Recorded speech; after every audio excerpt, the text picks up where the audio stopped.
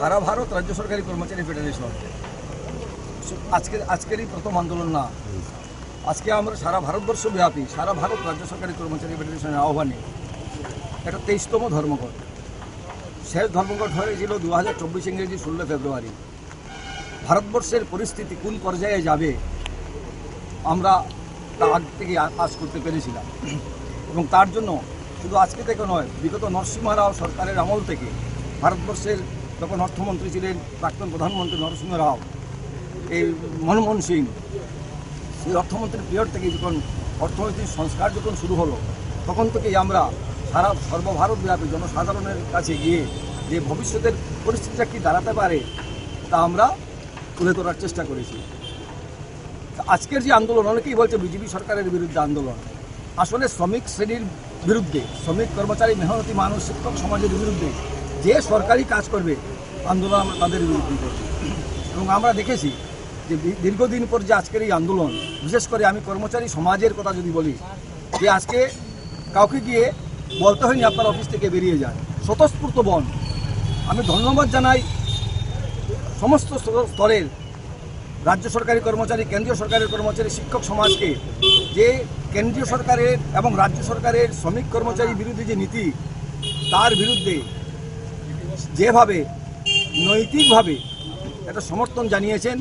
এবং সমর্থন জানিয়ে আজকে অফিসে পা রাখেননি। আমরা আসাম রাজ্য সরকারি কর্মচারী ফেডারেশনের পক্ষ থেকে সমস্ত শ্রেণীর শ্রমিক কর্মচারী, শিক্ষক মেহনতি মানুষকে আমরা ধন্যবাদ জানাচ্ছি। এবং সেটা এই যে আন্দোলন এবছরের এই আন্দোলন যদিও ধর্মঘট, আমি মনে করছি এই আন্দোলনের মহড়া।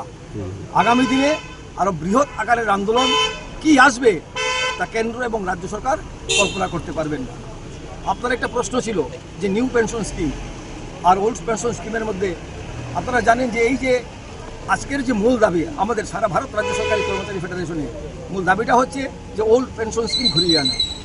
তাকে ফিরিয়ে দাও। আর নতুন পেনশন স্কিম কেউ গ্রহণ করেনি। ভারতবর্ষের সরকার বুঝতে পেরেছে, তার জন্য সেটাকে একটু মডিফাই করে নাম দিয়েছি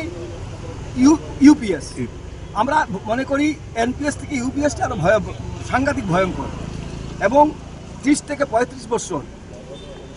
চাকরি করার পর জীবনের যৌবনের সমস্ত শক্তি যখন সরকারের নিচে দিয়ে দেয়, তারপরে যখন শূন্য হাতে শ্রমিক কর্মচারী ঘরে যাবে, তার থেকে আর দুঃখের কিছু হতে পারে না। কিন্তু অপরদিকে আপনারা দেখুন, মাননীয় মুখ্যমন্ত্রী এই যে সমস্ত পত্রপত্রিকা, ইলেকট্রনিক মিডিয়ায় বেরিয়েছে যে এই জয়ন্তমল্ল বড়ুয়ার যে কাণ্ড কারখানা, গরু চুরির কাণ্ড কারখানা, উনি তাকে কী করছেন, এই মন্ত্রীকে গাইড দিচ্ছেন, শেল্টার দিচ্ছেন, দিয়ে কি বলছেন যে আজকে আজকে মন্ত্রিত্ব আছে, কালকে মন্ত্রিত্ব নেই, মন্ত্রিত্ব না থাকলে সংসারটা চলবে কিভাবে? আমি মুখ্যমন্ত্রীকে প্রশ্ন করতে চাই যে একজন মন্ত্রী, একজন বিধায়ক বা সাংসদ, তাদের পেনশন আছে, মন্ত্রিত্ব না থাকলে তাদের পেনশন দিয়ে সংসার চলবে। কিন্তু যারা সরকারি কর্মচারী, আপনারা যারা আইন প্রণয়ন করেন, তাদের কথা একবার ভেবেছেন? তারা 30 থেকে 35 বছর পর চাকরি দিয়ে জীবনের সমস্ত কিছু শক্তি নিংড়ে দেওয়ার পর চাকরি জীবন শেষে ঘরে যখন শূন্য হাতে ফিরবে, তাদের চিন্তাটা কী করছেন? এই চিন্তাধারাটা আপনারা বিজেপি নেতৃত্বাধীন সরকার আসাম এবং ভারতবর্ষে আপনারা চিন্তা করুন। নাহলে যে ভয়ঙ্কর পরিস্থিতি, যে সরকারের যে কর্মচারীদেরকে আপনারাই চাকরি দিচ্ছেন, সেই কর্মচারীরা এমনভাবে রুখে দাঁড়াবে তা কল্পনা অতীত আপনারা ভাবতেও পারবেন না। এই কথাগুলো আপনারা আপনাদের সংবাদপত্র এবং বৈদ্যুতিক চ্যানেলে প্রকাশ করে আমাদের যে আগামী দিনের যে বৃহত্তর আন্দোলন, সেই আন্দোলনের সহায়ক ভূমিকা পালন করবেন। এই কথাগুলি বলে আপনাদেরকে আমরা অভিনন্দন এবং আবারও সাধারণ শ্রমিক কর্মচারী মেহনতি মানুষ, শিক্ষক সমাজকে ধন্যবাদ জানিয়ে বক্তব্য শেষ করলাম। ধন্যবাদ। আসিল সরাসরি সরকারিভাবে আমরা জন্মদাতাই হইল ভারত সরকার। কারণ আপনারা সবাই জানেন যে এটা স্পন্সর ব্যাংকে 35%, স্টেট গভর্নমেন্টে 15% আর 50% সেন্ট্রাল গভর্নমেন্ট। অন্যান্য ব্যাংকগুলো আগে প্রাইভেট আছে, ইয়ার 1969 থেকে এগুলোর আন্ডারটেকিং করা আছে। আমরা কিন্তু ডাইরেক্ট সরকারের তরফ থেকে জন্ম আমরা। আজকে সেই ব্যাংকটারই প্রথম ইস্যুটাই আজকে আছে যে ব্যাংকগুলোরে প্রাইভেট করে দেওয়া। আজকে শেয়ার মার্কেটে আই গেছে, আরআরবি শেয়ারও মার্কেটে আই গেছে। আরআরবিটা ডেভেলপই করছে রুরাল ইকোনমি। গ্রামের মানুষের ম্যাক্সিমাম, শহরে কতটা ব্রাঞ্চ, আজকে শহরে কয়েকটা ব্রাঞ্চ দেখা যায়। স্পন্সর ব্যাংকের ব্রাঞ্চ বা অন্যান্য পাবলিক সেক্টর ব্যাংকের ব্রাঞ্চ যেরকম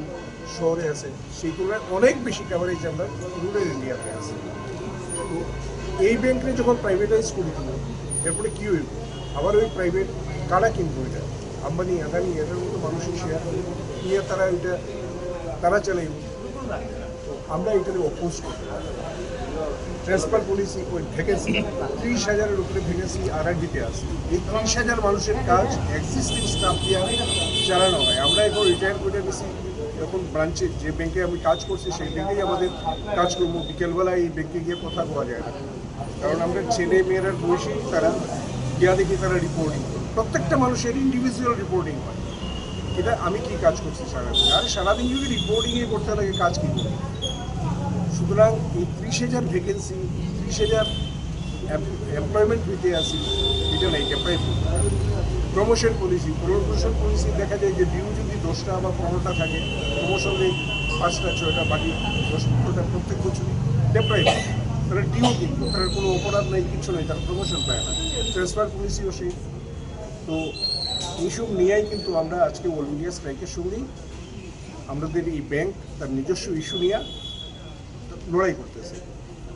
আরও একটা ব্যাপার যে লড়াইটা জয়েন্টলি করা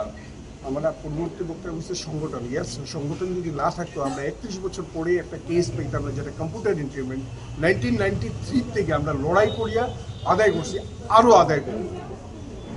আদায় করবো আরও কিছু জিনিস আছে যেগুলো আমরা আদায় করবো যেমন আমরা গ্র্যাচুইটি আমরা ডেপ্রাইভ করা হয়েছে গ্র্যাচুইটিতে এই স্পেশাল অ্যালাউন্সটা ইনক্লুড হওয়ার কথা এই কেসও আমরা হয়তো পাইয়ে যাবো এর মতো সুতরাং সংগঠন সবার আগে ERBA এমন একটা সংগঠন যে সংগঠন প্রচণ্ড ধৈর্যের সঙ্গে লড়াই করতে আজকে এই জায়গায় এসেছে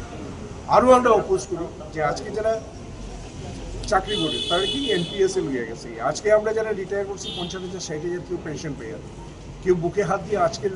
প্রজন্ম কইতে পারবো যে আমি রিটায়ার করার পরে 50-60,000 টাকা পাইব পেনশন নাও এর লেগে আমরা NPS যেটা ন্যাশনাল পেনশন স্কিম থেকে আমরা কিছু ওল্ড পেনশন স্কিম এটাও আমরা ডিমান্ড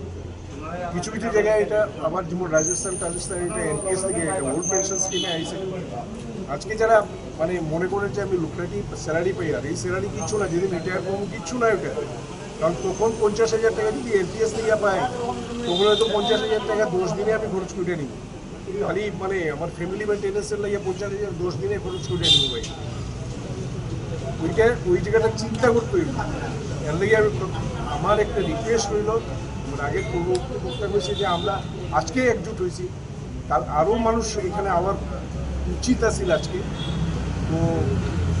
এইসবের লেগে আগামীতে সংগঠনটাকে শক্ত করে সব একজুট না হইলে হয় না